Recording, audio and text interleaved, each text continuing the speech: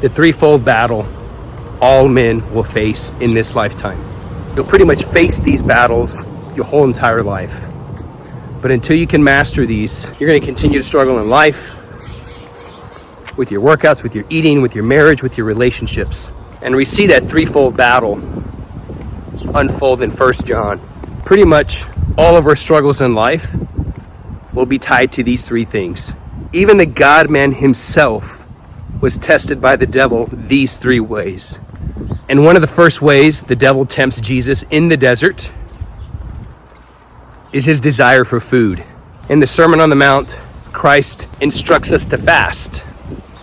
Now, when I'm talking about fasting, I'm not talking about fasting for weight loss. I'm not talking about fasting for hormone optimization or any of that stuff. Although that can be a result.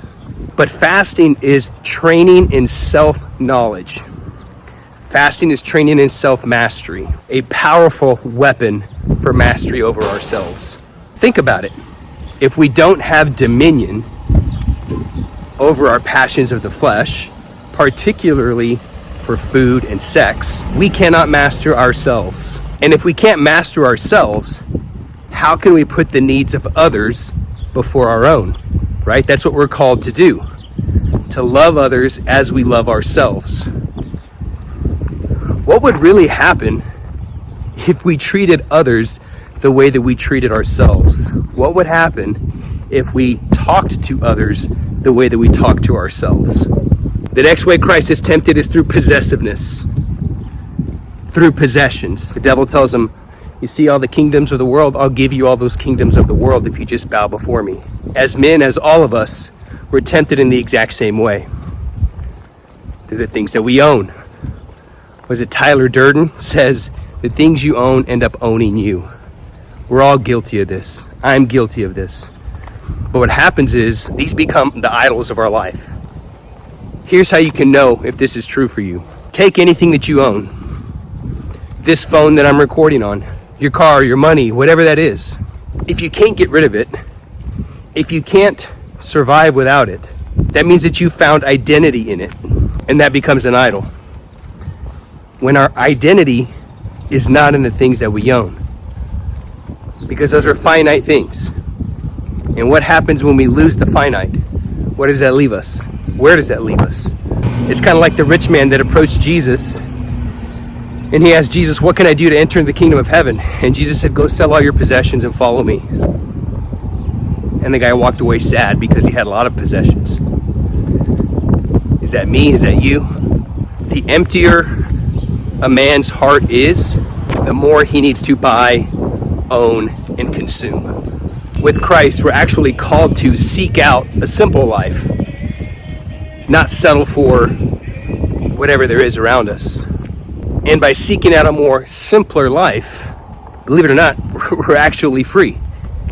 Otherwise, we become slaves to the phone that I'm recording on and to all of our possessions. And the third internal battle all men will fight from now until the day that we die is the third way that the devil tempted Christ himself. Pride.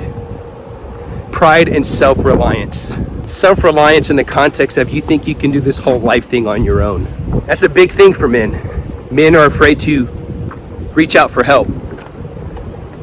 Men are afraid to hire that coach. Men are afraid to rely on God to get through this lifetime because it's perceived as weakness.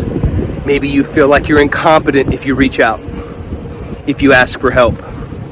When reaching out and asking for help doesn't make you incompetent. It doesn't make you weak. Reaching out for help and knowing that you don't know anything actually makes you smart. Christ said himself, do not rely on your own understanding. And the truth is, the greatest protection from pride and self-reliance is turning humbly to God in prayer. I know that's not a popular answer, but it's the truth. It's not my truth. That's the new thing nowadays. Speak your truth.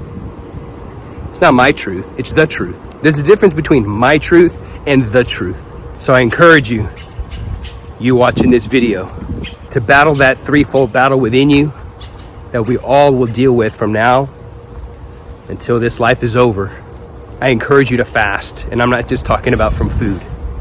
Fasting from scrolling social media all day long. Fasting from whatever addictions and pleasures that you feel you can't live without. Things that you found identity in. I encourage you to seek out a more simpler life. What can you do without? And once you remove those things, don't fill it with other finite things. I encourage you to fill it with the spiritual aspect of your life. We are embodied spirits. Whether you believe in God or not, I'm pretty sure you're smart enough to know that you are not the cause of your own existence. And the third way to fight that internal battle is know enough to know that you know nothing, and be smart enough to ask for help when you need it.